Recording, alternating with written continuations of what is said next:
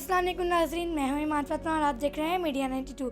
आज हम आपको बताएंगे पाकिस्तान की चंद दीगर कौमी अशिया के बारे में जिनसे बहुत से पाकिस्तानी ताहाल नावाकिफ़ हैं।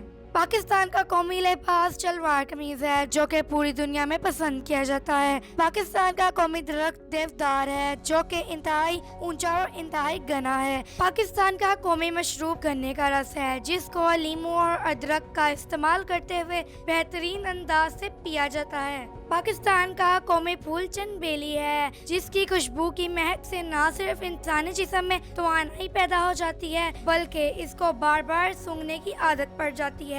पाकिस्तान का कौमी परिंदा चकोर है जिसको चांद से मोहब्बत है और ये सारी रात चांद के इर्द गिर्द घूमता रहता है। पाकिस्तान का कौमी जानवर मारखोर है जो कि पहाड़ों में रहता है और सांप खाता है जिसकी नस्ल इस वक्त सबसे नायाब है।